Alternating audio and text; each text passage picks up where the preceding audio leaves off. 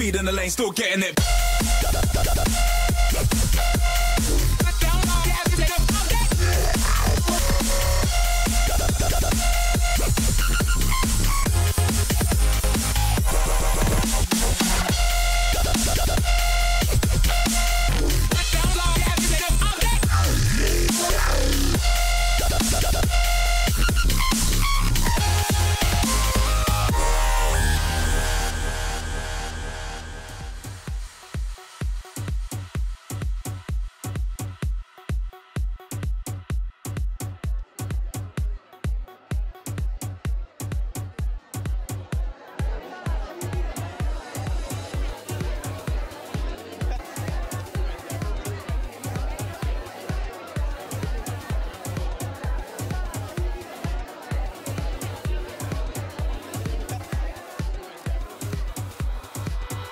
I'm Yvonne McCormack Lyons, and welcome to another edition of Real Moments. I'm here at the Little Haiti Cultural Arts Center in Miami, getting ready to do a screening of Half the Sky. It's a film about women and the abuse of women from around the world.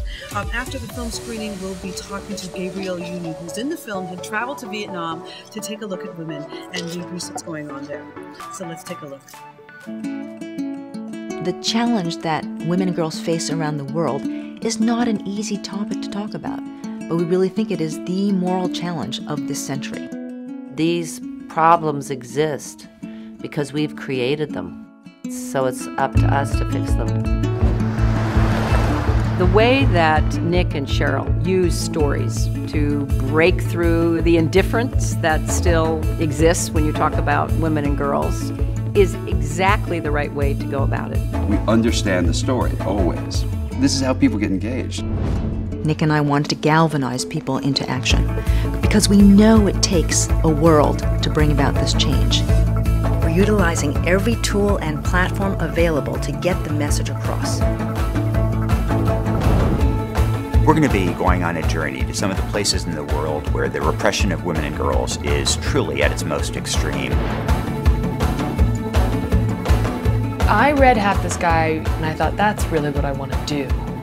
I want to go and see things for myself. You've had the traffickers hold a gun to your head. You're going to take their own money, the girl is their money. Of course they're not happy with you. It still does seem as if something is wrong if thousands of girls are getting raped, and in all of Freetown only one rapist is prosecuted. You know what lasts longer than beauty? Being smart lasts a lot longer than being pretty. This little hospital, built on a garbage dump, has reduced maternal mortality rate of the women who come here to 1/4 of the national average. We need to be able to have our voices heard.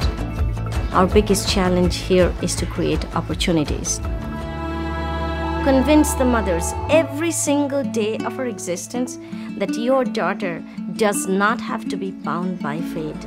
She needs to be allowed the power to create her own fate.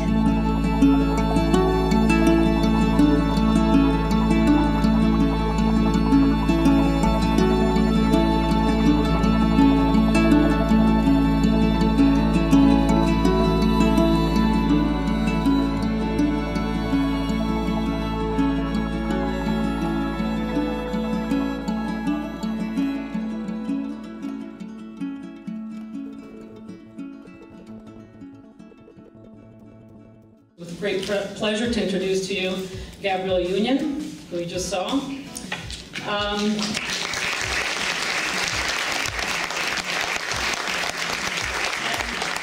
Gabrielle Union is known for her starring roles in hit films such as Bring It On, Bad Boys 2, Think Like a Man, and she just starred in Good Deeds opposite Tyler Perry and Thandie Newton, and on the small screen she made her debut in the hit comedy Moesha and was also seen on Ugly Betty and Flash Forward. She has also helped found a program called A Step for Success, which helps to raise funds for the economically challenged Kelso Elementary School in Los Angeles.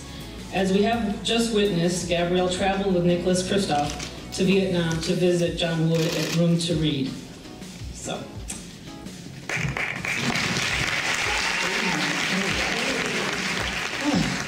What did you guys think? I'm committed to the empowerment of women and getting as many people to value education as possible, and I do that work across the country, and more often than not it's informally, whether it be like on an airplane or in the bathroom, which is not my most favorite place, but I'll talk about education between the stalls. But you know, anywhere. I never have a problem talking about education, but the thing that we like to think of as Americans is that we're so above it, that this doesn't happen here. And the reality is, whether I'm in Africa, in one of the favelas in Brazil, or I'm in the Mekong Delta, the issues are the same. And it's, in general, a lack of value of education, and specifically not understanding the value in educating young women. Do you think you're going to keep in contact with me? I have. See how she's doing? Well, I'm one of those people, I don't know if I've watched too many Army movies or whatever, leave no man behind. But throughout the documentary, I was talking to Dwayne, you guys might know him, and specifically about Nee and her dad, and I couldn't leave her there. And I know, you know, you're not supposed to be too involved with your subject, so I waited till after, but I couldn't leave her there. And Room to Read is more of a local organization, and they didn't have the resources to take her out of her home. So me and Dwayne created some resources to send her to school for the next grade. We got her out, and now we gotta work getting her little brother out as well. And it took everything I had to try to frame my questions in a reasonably sort of respectful way. When, I mean, he was a little man, I could have taken him. But,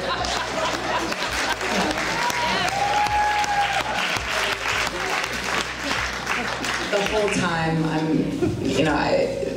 hitting him would have been the easy thing. I had to figure out, how do I get her out of this?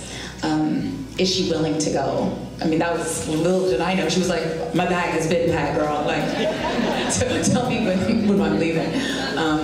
Yeah, it was difficult, you know, to look at that man and know what he did to her. I mean, I don't know how much they kept, but his beatings of his daughter were epic and famous. He was famous for how he beat his daughter. Everyone in that whole neighborhood knew, they could hear it. And then when I saw the bed,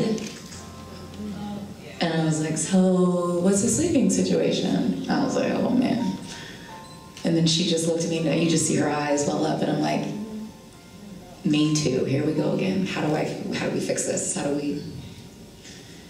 Yeah, so hopefully when people see, I mean, that man doesn't exist in a vacuum. There's so many men like that. I mean, we all know that we see them.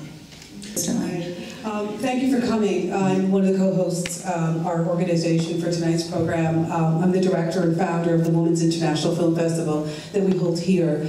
And as someone that puts on a festival and sees hundreds of films every year, I really do understand the importance of film and how it can make a difference for the understanding and bringing world issues to the table. And we all are God's children, doesn't matter what part of the earth we're on. So I commend you for going to the other side of the earth to bring attention to a subject that is affecting, as you said, people here up the street. So I just wanted to, in that vein, ask you, what role do you think people like yourself who are in the media and have that kind of exposure, what role do you think you guys could play in making a difference? Whether it be girls, you know, my issue is girls and women, so maybe we could speak to that issue or any other issue that may be out there that impacts the world. It just starts with, you have to give a damn.